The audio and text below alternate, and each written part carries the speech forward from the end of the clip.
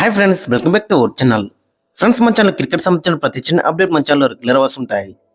ఇంకా మన ఛానల్ని సబ్స్క్రైబ్ చేసుకుంటే ఫ్రెండ్స్ వెంటనే సబ్స్క్రైబ్ చేసుకోండి అండ్ పక్కన ఉన్న బెల్ ఐకాన్ని యాక్టివేట్ చేసుకోండి. అండ్ అదే ఇంకా మన వీడియోని లైక్ చెప్తే ఫ్రెండ్స్ వెంటనే లైక్ చేసి మన వీడియోలోగా తినరేదాం. ఫ్రెండ్స్ తప్పకుండా లైక్ చేయండి. లైక్ చేస్తే మన వీడియో మార్కెట్కి ఫాస్ట్ రీచ్ అవుతుంది. ఇక ఐపీఎల్ 2025లో మ్యాచ్ నెంబర్ 31 వచ్చేసి Punjab Kings versus Kolkata night riders. ఇక ఈ ఐపీఎల్ 2025లో ఈ రెండు టీంల దగ్గర నుంచి కూడా మిక్స్డ్ రిజల్ట్స్ మనకైతే కనబడ్డాయి. ఇక ఈ మ్యాచ్ వచ్చేసి అక్కడ ముల్లాన్పూర్ లో జరగబోతుంది. మరి గతంలో చూసుకుంటే మనకి కొంచెం లో స్కోరింగ్ మ్యాచెస్ అయితే మనం చూసినాం, 170, 180 కైండ్ ఆఫ్ స్కోర్స్. బట్ ఈ సీజన్ లో చూసుకుంటే మరి ఫస్ట్ బ్యాటింగ్ చేసిన టీంకి అయితే చాలా అడ్వాంటేజ్ అయితే ఉంటుంది. ఆల్మోస్ట్ 200 అయితే వస్తున్నాయి ప్రతి మ్యాచ్ కూడా. ఆడిన రెండు మ్యాచ్ కూడా 200 అయితే దాటింది ఫస్ట్ బ్యాటింగ్ లో. బట్ సెకండ్ బ్యాటింగ్ వచ్చేసరికి కొంచెం వికెట్ అనేది స్లో అవుతుంది. ఇక్కడ మొత్తం 7 మ్యాచ్లు ఆడితే అందులో ఫస్ట్ బ్యాటింగ్ వేసి 4 సార్లు గెలిచారు, సెకండ్ బ్యాటింగ్ వేసి 3 సార్లు అయితే గెలిచింది. ఆ 3 సార్లు కూడా గత లాస్ట్ సీజన్ లో గెలిచిండు. ఇక average first innings score around 180 అయితే మనకు కనబడుతుంది. ఇక వీరి మధ్య హెడ్ రికార్డ్ చూసుకుంటే మొత్తం 33 మ్యాచెస్ లో పంజాబ్ కింగ్స్ 12 మాత్రం గెలిచింది అండ్ కేకేఆర్ అక్కడ 21 అయితే గెలిచింది. హెడ్ పరంగా చూసుకుంటే చాలా అప్పర్ హ్యాండ్ ఉందని చెప్పుకోవచ్చు కేకేఆర్ దగ్గర. ఇక టీమ్ సీజన్ అయితే ఫస్ట్ మనం పంజాబ్ కింగ్స్ టీం తీసుకుంటే మరి పంజాబ్ కింగ్స్ ఈ సీజన్ లో మనం చూసినాగా చాలా బెటర్ రాణించింది ఫస్ట్ 2 మ్యాచ్ లో. బట్ లాస్ట్ మ్యాచ్ ఏ విధంగా ఓడిపోయిందో మనం చూసినాం కదా. బట్ ఎనివే పంజాబ్ కింగ్స్ దగ్గర మాత్రం చాలా మంచి టీం అయితే ఉందని చెప్పుకోవచ్చు. బ్యాటింగ్ లో చూసుకుంటే ప్రియాంశు ఆర్య చాలా మంచి ఫామ్ లో అవుతున్నాడు. టీమ్ కి అయితే మంచి అగ్రెసివ్ స్టార్ట్ అయితే అందిస్తున్నాడు.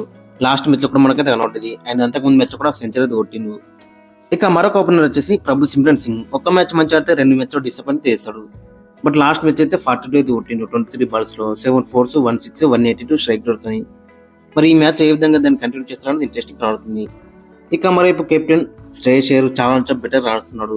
ఫస్ట్ 2 మ్యాచ్లు ఎంత మంచి ఆడాడో అండ్ లాస్ట్ మ్యాచ్ కూడా చాలా బెటర్ రాణించాడు. 227 స్ట్రైక్ రేట్తో 82 అయితే కొట్టిండు 36 బాల్లో, 6 4, 6 6. సో మరి ఈ మ్యాచ్ లో ఏ విధంగా ఆ ఫామ్ ను కంటిన్యూ చేస్తారనేది ఇంట్రెస్టింగ్ కనబడుతుంది. ఇక ఆ తర్వాత మనం చూసుకుంటే నేహల్ వాదేర్ దగ్గర నుంచి కూడా మంచి క్యామెరాస్ అయితే వస్తున్నాయి. లాస్ట్ మ్యాచ్ కూడా 27 అయితే కొట్టిండు. ఇక తర్వాత వీళ్ళకి బ్యాటింగ్ లో చూసుకుంటే మార్కస్ స్టోయినిస్ ఉన్నాడు, గ్లెన్ మ్యాక్స్వెల్ ఉన్నాడు, శశాంక్ సింగ్ ఉన్నాడు. మార్కస్ స్టోయినిస్ చూసినాక లాస్ట్ మ్యాచ్ ఏ విధంగా రన్చిందో లాస్ట్ ఓవర్ లో 34 కొట్టిండు, 11 బాల్లో, 1 4, 4 6, 309 స్ట్రైక్ రేట్తోని. ఇక శశాంక్ సింగ్ దగ్గర నుంచి ఒక మంచి నాకైతే వచ్చింది ఫస్ట్ మ్యాచ్ లో. ఇక మ్యాక్స్వెల్ దగ్గర నుంచి అయితే బ్యాటింగ్ లో అంత పెద్ద నాకైతే రాలేదు.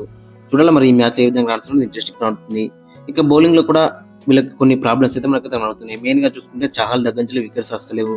హర్షదీప్ సింగ్ కూడా మంచి రాణిస్తున్నప్పుడు కూడా అతని దగ్గర నుంచి కూడా వికెట్స్ అయితే వస్తలేవు. మెయిన్ గా చూసుకుంటే స్పిన్ డిపార్ట్మెంట్ లో కొంచెం మనకి వీక్ గా కనబడుతున్నారు. అంటే చహల్ దగ్గర నుంచి వికెట్స్ వస్తలేవు. చహల్ తో పాటు ఇంకొక స్పిన్ బౌలర్ కూడా వీళ్ళకి లేన్ లోడ్ అయితే కనబడుతుంది. మరి ఈ మ్యాచ్ ఏమైనా హర్ప్రీత్ బ్రావో తీసుకెళ్తారనేది కూడా చూడాలి. ఇక మార్క్ హెండర్సన్ కూడా 2 many రన్స్ అయితే లీక్ చేస్తున్నాడు. ఇక అక్కడ మనం చూసుకుంటే మెయిన్ గా లాస్ట్ మ్యాచ్ లో ఎస్ ఠాకూర్ తీసుకొచ్చారు. అతను కూడా చాలా డిసప్పాయింట్ చేసిండు.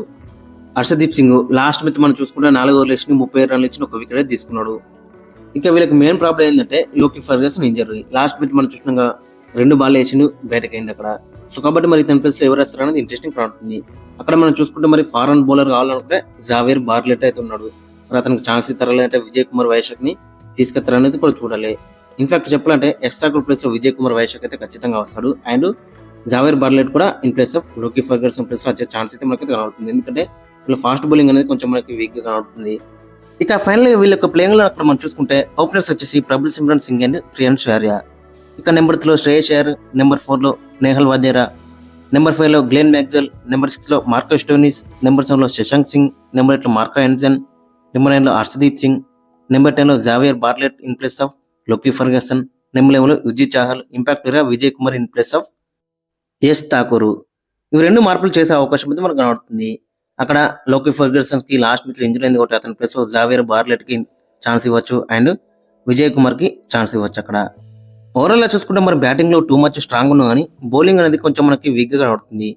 ఇక మరోవైపు కేకేఆర్ లో చూసుకుంటే మరి కేకేఆర్ కూడా మరి ఆన్ పర్ఫార్మెన్స్ మనకైతే కనబడుతుంది. ఒక మ్యాచ్ గెలిస్తే ఒక మ్యాచ్ ఓడిపోతున్నారు. టేబుల్లో 5th ప్లేస్ లో అయితే ఉన్నారు. 6 మ్యాచ్ లో 3 గెలిచి 3 అయితే ఓడిపోయారు.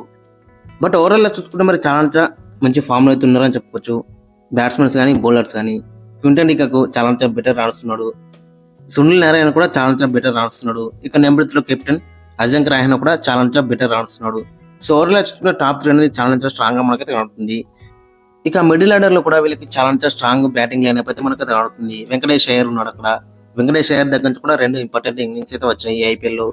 ఇక రింకు సింగ్ దగ్గర నుంచి కూడా మంచి ఇన్నింగ్స్ అయితే వచ్చినాయి. అంగ్రీష్ రఘువంశ్ ఉన్నాడు. ఇక తర్వాత చూసుకుంటే ఫినిషింగ్ లో అక్కడ చూసుకుంటే రసల్ ఉన్నాడు, రమన్దీప్ సింగ్ ఉన్నాడు. సో ఓవరాల్ చూసుకుంటే బ్యాటింగ్ లైనప్ అనేది మనకి చాలా స్ట్రాంగ్ గా కనబడుతుంది. ఇక బౌలింగ్ లో చూసుకుంటే వరుణ్ చక్రవర్తి రెగ్యులర్ గా వికెట్లు అయితే తీస్తున్నాడు. ఇక సునీల్ నారాయణ కూడా రెగ్యులర్ గా వికెట్లు అయితే తీస్తున్నాడు. లాస్ట్ మీట్ లో మనం చూసినగా 3 వికెట్లు అయితే తీసుకున్నాడు. మరి ఇక్కడ చూసుకుంటే మొయిన్ అలీ ఆడిస్తారా, లేదంటే మళ్ళీ స్పెన్సర్ జాన్సన్ తీసుకొస్తారా అనేది కూడా ఇంట్రెస్టింగ్ కనబడుతుంది. ఒకవేళ స్పిన్నర్లకి టూ మచ్ వెళ్ళిపోతే మొయిన్ అలీతోనే వెళ్ళే ఛాన్స్ అయితే ఉంటుంది.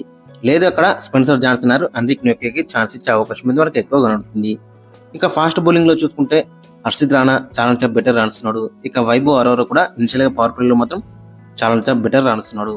సో ఓవరాల్ గా చూసుకుంటే బ్యాటింగ్ లో కానీ బౌలింగ్ లో చాలా బెటర్ కనబడుతుంది. బట్ ఈ మ్యాచ్ లో ఏ విధంగా రాణిస్తారో అది ఇంట్రెస్టింగ్ కనబడుతుంది. ఎందుకంటే ఒక మ్యాచ్ లో వీళ్ళు మంచి రాణిస్తున్నారు, ఒక మ్యాచ్ లో టూ మచ్ డిసప్పాయింట్ చేస్తున్నారు. సో కాబట్టి మరి ఈ మ్యాచ్ లో ఏ విధంగా రాణిస్తారో అది ఇంట్రెస్టింగ్ కనబడుతుంది. ఇక ఫైనల్ ప్లేయింగ్ లైన్ అక్కడ మనం చూసుకుంటే Quinton de Kock and Sunil Narayana opening లో బరిలోకి దిగారు. ఇక నెంబర్ 3 అజింక్య రహానా, 4 లో వెంకటేష్ అయ్యర్, 5 లో రింకు సింగ్, నెంబర్ 6 లో ఆండ్రే రసెల్, నెంబర్ 7 లో Moeen Ali Spencer Johnson, number 8 లో రమన్దీప్ సింగ్, నెంబర్ 9 లో హర్షిత్ రాణా, నెంబర్ 10 లో వైభవ్ అరోరా, నెంబర్ 11 లో వరుణ్ చక్రవర్తి, ఇంపాక్ట్ ప్లేయర్ గా అంగ్రీష్ రఘువంశీ. సో ఓవరాల్ గా చూసుకుంటే చాలా బెటర్ సైడ్ గా మనకైతే కనబడుతుంది. బట్ ఏ విధంగా రాణిస్తారో ఇంట్రెస్టింగ్ కనబడుతుంది. మెయిన్ గా అక్కడ చూసుకుంటే వరుణ్ చక్రవర్తి, సునీల్ నారాయణ ఇద్దరు మాత్రం కీ అని చెప్పుకోవచ్చు మిడిల్ ఓవర్స్ లో. బట్ ఆపోజిట్ టీమ్ లో చూసుకుంటే శ్రేయస్ అయ్యర్ ఉన్నాడు, నెహల్ వదేరా, అక్కడ గ్లెన్ మ్యాక్స్వెల్ వీళ్ళైతే ఉన్నారు కాబట్టి మరి చాలా ఇంట్రెస్టింగ్ ఉండబోతుంది కాంటెక్స్ట్ మాత్రం. ఇక ఓవరాల్ గా చూసుకుంటే రెండు టీంలు కూడా ఆన్ అండ్ ఆఫ్ గానే మనకైతే కనబడతాయి మరి ఈ ఐపీఎల్ 2025 లో. సో మరి ఈ మ్యాచ్ ఏ విధంగా రాణిస్తారో అది ఇంట్రెస్టింగ్ కనబడుతుంది. ఫ్రెండ్స్ మరి మీ యొక్క ఒపీనియన్ అయితే కింద కామెంట్స్ కింద మెన్షన్ చేయండి. మరి ఏ టీం గెలిచింది అండ్ మీ యొక్క ప్లేయింగ్ లెవెన్ కూడా కింద కామెంట్స్ కింద మెన్షన్ చేయండి.